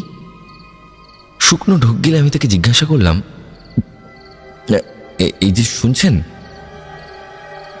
কে আপনি? এত রাতে আমাদের দরজার সামনে কি করছেন? কি ব্যাপার? কোনো উত্তর নেই। আমি আবারও সাহস করে জিজ্ঞাসা করলাম, বলছি, আপনি কে? উত্তর দিচ্ছেন না কেন? এত রাতে এখানে কি চাই? তারপরেও কোনো উত্তর সে দিল না। ওই একইভাবে আমার দিকে পিঠ করে এলো চুলে স্থির হয়ে দাঁড়িয়ে রইল। নেই কোনো নরণচরণ, নেই কোনো সারা শব্দ। হঠাৎই একটা শিয়াল বিকটভাবে ডেকে উঠল। আমি ভয় আতঙ্কে এক মুহূর্ত সময় নষ্ট না করে সোজা ঘরে ঢুকে দরজাটা আটকে দিলাম, সাথে সব জানলাও। ভয়ে গা হাত পা ঠান্ডা হয়ে গেল। সারা রাত আর সাহস করিনি দরজাটা খোলার। একভাবে কাঠ হয়ে শুয়ে রইলাম আর ইষ্টনাম জপতে লাগলাম। শুয়ে থেকে ওই নিস্তব্ধ রাতে কান খাড়া করে স্পষ্ট শুনলাম কেউ যেন পা ঘষে ঘষে একদম জানলার পাশ দিয়ে সারা বাড়ির চক্কর কাটছে। আমি জ্ঞান হারালাম। চোখ যখন খুললাম তখন ভোরের কাক ডাকছে। দেখলাম রুনা আর উমা অঘরে ঘুমোচ্ছে।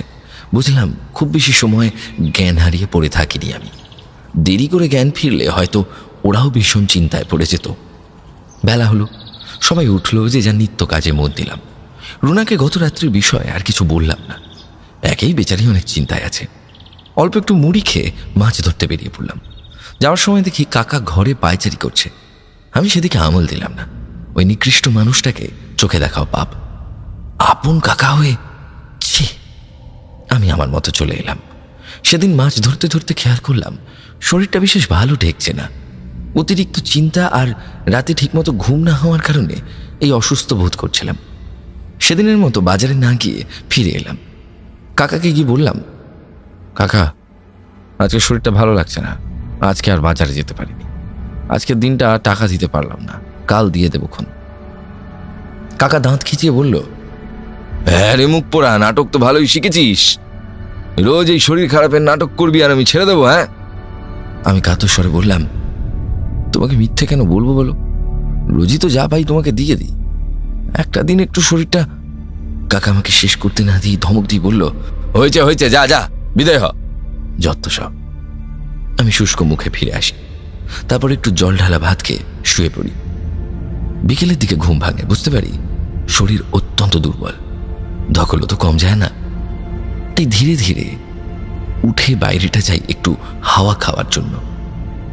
রুনা বোধহয় ঘাটে গেছিল বাসন মাজতে। আমি জলের ঘটিটা নিয়ে বাইরে গিয়ে মুখে চোখে জল দিয়ে বসি। সূর্যের প্রখর তাপ বিকেলের আলতো ছোঁয়ায় তখন অনেকটাই হার মেনেছে। আকাশটাও মেঘলা হয়েছে অল্প, হয়তো বৃষ্টির পুনরাগমন ঘটবে। হঠাৎ খেয়াল করি কাকা ছাদে উঠেছে। ভাবলাম সেও হয়তো হাওয়া খেতেই উঠেছে। এই বলে নিজ ভাবনায় মগ্ন ছিলাম। এমন সময় আচমকাই বিকট চিৎকার করে কাকা সজোরে ছাদ থেকে নিচে আমার সামনে পড়ল। ক্ষণিকের জন্য আমি কিংকর্তব্য বিমূঢ় হয়ে দাঁড়িয়ে রইলাম। কি ঘটলো আমার সামনে? কাকা তখন ছটফটিয়ে মরছে, গুরুতরভাবে জখম হয়ে রক্তাক্ত হয়ে কাতরাচ্ছে। হঠাৎ কি মনে হলো, ছাদের দিকে তাকালাম। যা দেখলাম তা যে কি, তার ব্যাখ্যা আজও আমার কাছে নেই। দেখলাম কাকিমা, হ্যাঁ কাকিমা দাঁড়িয়ে এক দৃষ্টে দেখছে আমাকে ছাদ থেকে।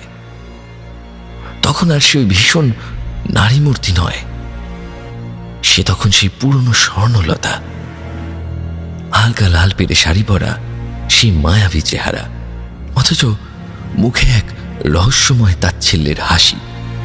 আমি কি করব কিছুই ভেবে পেলাম না। কাকিমার চোখ জোড়া আমার দিকে স্থির, সে শুধু হেসেই যাচ্ছে। আমি মাথার চুল খামচে ধরে চিৎকার করে সবাইকে ডেকে দৌড় দিলাম ছাদে। গিয়ে দেখি না, কেউ নেই। তবে একটু আগে যা দেখলাম সব কি মনের ভুল?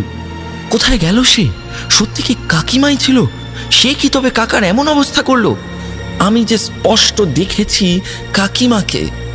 আর তাছাড়া কাকা হঠাৎই এইভাবে পড়ে যাবে বা কেন? এসব ভাবতে ভাবতে খেয়াল হলো মানুষটা নিচে পড়ে আছে। তাড়াতাড়ি ছুটে গেলাম। রুনাও ইতিমধ্যে খবর পেয়ে ছুটে এসেছে। কাকাকে আমরা স্বাস্থ্যকেন্দ্রে নিয়ে গেলাম। ডাক্তার দেখে ভুঁড়ো কুঁচকে বলল,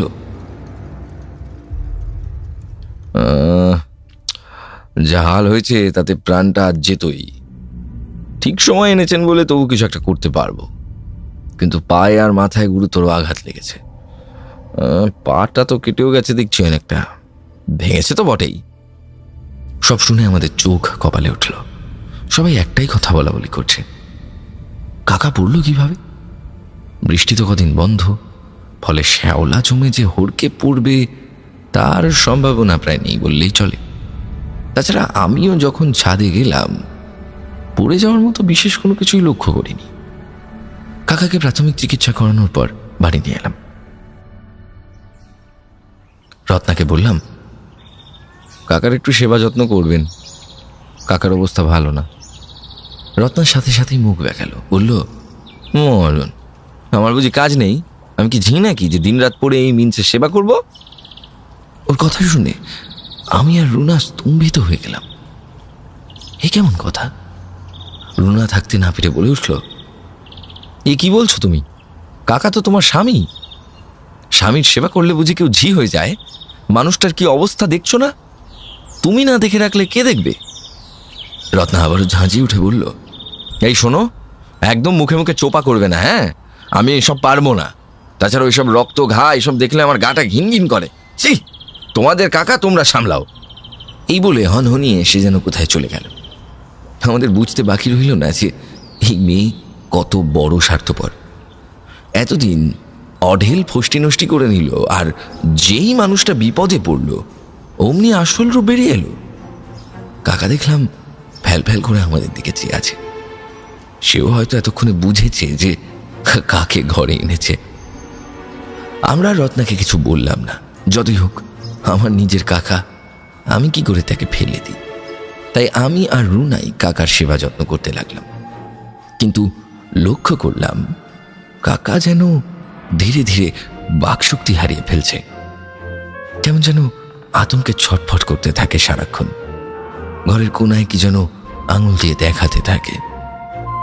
বারবার কিছু যেন একটা বলার চেষ্টা করেও বলে উঠতে পারে না। শুধু একটাই কথা কাতরে কাতরে বলে, বনমালী, আমাকে ক্ষমা করে দিস। 3-4 দিনেই কাকার ভয়াবহ অবস্থা হলো। গায়ের জায়গাগুলো যেন পচন ধরে গেল, বৃষ্টি গন্ধে গোটা ঘর ভরে গেল।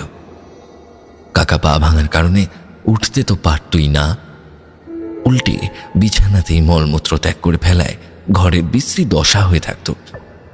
রুনা অতি যত্নে সবটা পরিষ্কার করত।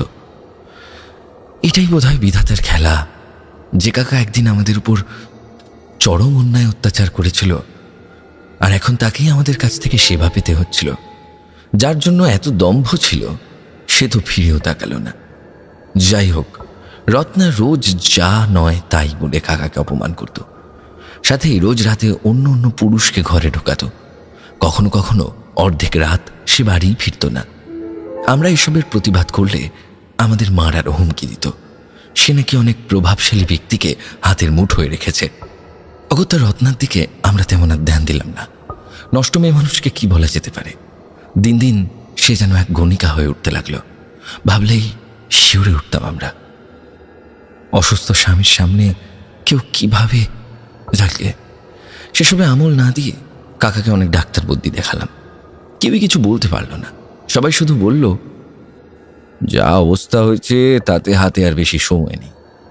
তখন গ্রামে সেরকম উন্নত চিকিৎসা ব্যবস্থাও ছিল না, তাই আমরা হাল ছেড়েই দিয়েছিলাম। ঘরোয়াভাবে যতটা সামর্থ্য ততটাই করছিলাম। টাকা পয়সার তো বেহাল অবস্থা হয়ে দাঁড়িয়েছিল। কাকা থেকে থেকেই রাতে বিকট চিৎকার করে উঠত। শুধু বলতো, মেরে ফেললো, মেরে দেবে আমাকে, মেরে ফেললো গো। এইভাবেই সে দিন দিন পচে গলে যাচ্ছিল। তাতেও আমরা সেবার ত্রুটি রাখিনি। একদিন কাকা বহু কষ্টে আমাকে আর রত্নাকে তার সামনে বসতে বলল। আমরা যেতে সে আমাদের দুজনের হাত ধরে ভাঙা গলায় অতি কষ্টে বলল, ক্ষমা করে দে, অনেক অন্যায় করেছি তোদের সাথে। এটুকু বলেই কাকা জ্ঞান হারালো। আমাদের মনটা একেবারে ভেঙে গেল। তীব্র খারাপ লাগা কাজ করতে শুরু করলো। মানুষটা যে এমন দশা হবে আমরা তা ভাবতেই পারিনি। সেদিন রাত থেকেই প্রবলভাবে কাকার রক্ত বমি শুরু হলো। ব্যাস, আর মানুষটাকে বাঁচাতে পারলাম না। কুকর্মের ফল কি তবে এত ভয়ানক হয়? কাকার শেষকৃত্য সম্পন্ন হলো। গ্রামের লোক বলা বলি করতে লাগলো, বউটাকে বেঁচে থাকতে কি অত্যাচারই না করেছিল, আর আজ কি দশা হলো দেখো, ওর বউই ওকে নিয়ে গেছে। মানুষের হাজারো কথা যুক্তির মাঝে আমার ক্লান্ত মনটা ভারাক্রান্ত হয়ে উঠে কোথায় যেন হারিয়ে গেল। আচ্ছা, কাকা কি পারত না কাকিমার সাথে সুখে ঘর করতে? আজ যদি কাকা নিজের জায়গায় ঠিক থাকতো তাহলে হয়তো এই দিন দেখতে হতো না। বেঘরে দুটো প্রাণ গেল। বাড়ি ফিরে কোনো কিছুতেই মন বসাতে পারছিলাম না। হাজার হোক নিজের রক্তের কাকা। হঠাৎ কানে একটা গুনগুন গানের শব্দ আসে। দেখি রত্না সেজেগুজে আয়নার সামনে রং ঢং করছে। অশ্লীল ধরনের শাড়ি পরে নিজের শরীরের লাবণ্য দেখতে ব্যস্ত। কে বলবে এর স্বামী মারা গেছে?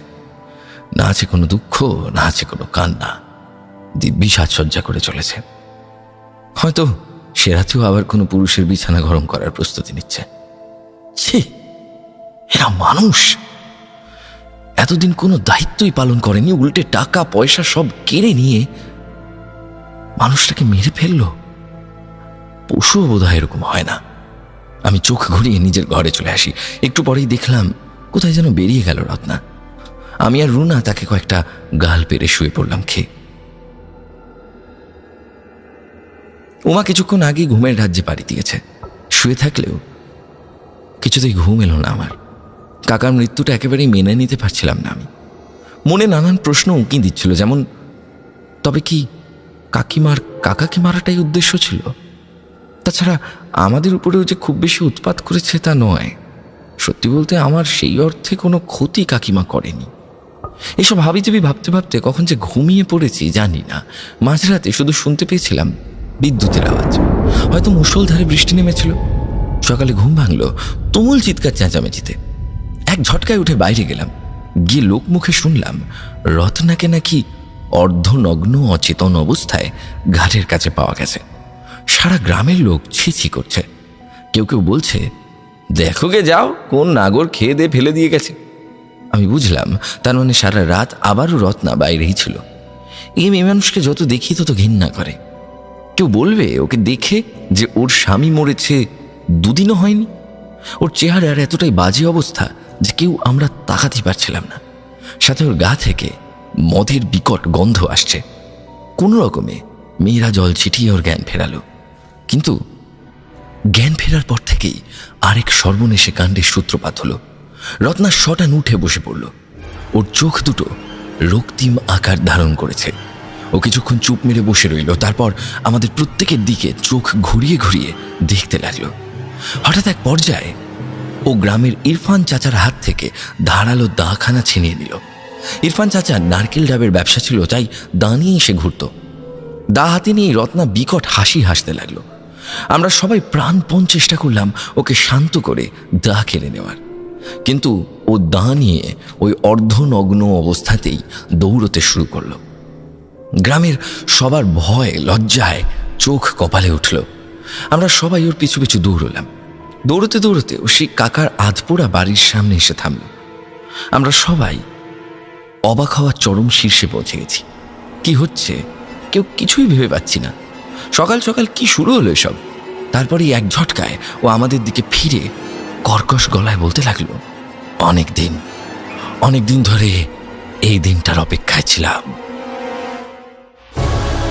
আজ শেষ করব, সব শেষ করব, রক্ত খাবো। আজ সব শেষ করব। আমার গলা দিয়ে অস্ফুট স্বরে বেরিয়ে এলো, কাকিমা। সাথে সাথেই প্রেতাত্মা ভারী গলায় বলে উঠল, হ্যাঁ, আমি স্বর্ণলতা। আমার ঘর সংসার শেষ করেছে এই ডাইনি। গোবিন্দ আর মিলে আমাকে মরতে বাধ্য করেছে। কি দোষ ছিল আমার? কি দোষ ছিল? গোবিন্দকে শেষ করেছি, এখন একেও করব। এই বলে সে নিজের শরীরে দায়ের ঘা মারতে শুরু করলো। আমরা সকলে ভয় থরথর করে কাঁপতে লাগলাম। কেউ কেউ ছুটে তৎক্ষণাৎ স্থান ত্যাগ করলো। আর ওদিকে রত্না, সে নিজের গায়ে দায়ের ঘা মারছে আর ফিনকি দিয়ে রক্ত পড়ছে। এক পর্যায়ে সে পুরোই উলঙ্গ হয়ে গেল। আমাদের সবার তখন জ্ঞান হারানোর অবস্থা। এমন নারকীয় হত্যালীলা যে দেখতে হবে তা দুঃস্বপ্নেও ভাবেনি।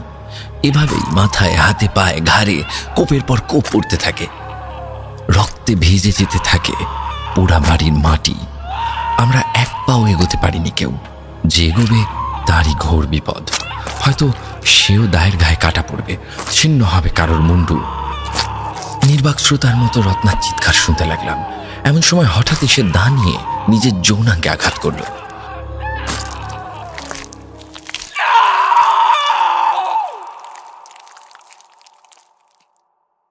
আর আমি চোখ মেলে তাকাতে পারিনি। ব্যাস, ওখানে মুখ থুবড়ে জ্ঞান হারিয়ে পড়লাম। জ্ঞান ফিরতে দেখলাম আমি নিজের ঘরে। তখন ভর দুপুর আর আমার শরীরে ধুম জ্বর। আমি রুনার নাম ধরে চিৎকার দিয়ে উঠলাম। সাথে সাথেই রুনা আর উমা এসে আমাকে জড়িয়ে ধরে কাঁদতে লাগলো। রুনা বলল, কি গো, তোমার জ্ঞান ফিরেছে? তুমি ঠিক আছো? জ্বরে গা পুড়ে যাচ্ছে, দেখো। তুমি শুয়ে পড়ো বলছি, এক্ষুনি শুয়ে পড়ো। এই বলে সে অঝরে কাঁদতে লাগলো। আমি কাঁপা কাঁপা গলায় জিজ্ঞাসা করলাম, রুনা, রত্নার কি হলো? ও কি? আমাকে শেষ করতে না দিয়ে রুনা আবারও চিৎকার দিয়ে কেঁদে উঠল। কেঁদে কেঁদে বলল, আর কি হবে, যা আবার তাই হলো। ওই মেয়ে মানুষ সবার সামনে ওইভাবে তিলে তিলে শেষ হলো। ওর শরীরটা চোখে দেখা যাচ্ছে না, কত কত রক্ত। আমি ওকে আর উমাকে বুকে টেনে নিয়ে শক্ত করে জড়িয়ে ধরলাম, যেন কোনো এক বিভৎস বিভীষিকার থেকে বাঁচার শেষ চেষ্টা। তারপর আমার সুস্থ হতে লেগে যায় 1 সপ্তাহ। আমি ভুলেও আর কাকার বাড়ির ওদিকে যাইনি। যেটুকু খবর পেয়েছিলাম তাতে এতটুকুই জেনেছিলাম যে রত্না ওইভাবেই নিজেকে কুপিয়ে শেষ করেছিল। ও শেষ করেনি, করেছিল তো অন্য কেউ, যা হয়তো সব থেকে ভালো আমিই জানি। পুলিশ এসে ওর মৃতদেহ নিয়ে যায়। তারপর আর কিছুই জানা যায়নি। কিন্তু অবাক করা কাণ্ড এই যে ওই ঘটনার পর আমি কোনোদিনও আর কিছু অনুভব করিনি। আমাদের তাবিজগুলো একে একে খুলে পড়েছিল নিজে থেকেই। হয়তো কাকিমার প্রতিশোধের আগুন শেষমেশ নিভেছে, তাই সে চিরশান্তিতে মুক্তি পেয়েছে। হয়তো প্রতিশোধের জন্যই সে আটকে থেকেছিল। তারপর আমাদের জীবন আবারও স্বাভাবিক ছন্দে ফিরে আসে। মেয়েকে আবারও স্কুলে ভর্তি করি। তারপর আর কোনো বিপদের মুখ দেখিনি। সেই বাড়ি আজ বাচ্চাদের মুখে ছড়ার ভাষায় পোড়াবুড়ির ঘর নাম পেয়েছে। আর আজ সেই বাড়ি ভয়াবহ লাগে না। বেঁচে রয়েছে সেই ধ্বংসস্তূপের অল্প কিছু অংশ, কিন্তু আজও ওই ভাঙা দেয়ালে কান পাতলে কারুর দীর্ঘশ্বাস ভেসে আসে। কোনো এক রহস্য যেন আজও ফিসফিসিয়ে ডাকে। সর্বোপরি ওই ঘর সাক্ষী হয়ে আছে পরকীয়ার এবং নির্যাতনের এক ঘৃণ্য কাহিনীর। এই ছিল গৌরবদা ঘটনা। শেষে একটাই কথা বলার, যে দাম্পত্য জীবনে ওঠানামা আসবেই, ভালো খারাপ মিশেই বোঝাপড়া হয়ে থাকে। তাই কোনো সমস্যা থাকলে সেটা যে কোনো দিক দিয়েই থাকুক, দুজনে মুখোমুখি হয়ে সেটার সমস্যার সমাধান করা উচিত। পরকীয়া কখনোই কোনো সমাধান হতে পারে না। তাতে তাজা কয়েকটা জীবন আলো হারিয়ে ফেলে। মিষ্টি মধুর বোঝাপড়ার নামই দাম্পত্য। সেখানে তৃতীয় ব্যক্তিকে এনে বিষবৃক্ষ রোপণ না করাটাই কাম্য। এটাই অনুরোধ রইল সবার কাছে। যাই হোক, ঘটনা অনেক বড় হয়ে গেল, তবে ভালো লাগলে অবশ্যই পড়ে শুনিও। আমাদের আলিয়ার পক্ষ থেকে প্রেত কথার জন্য রইল এক আকাশ ভালোবাসা। শুক্রবার এবং রবিবারের রাত মানেই ভয় পাওয়ার রাত উইথ গৌরব।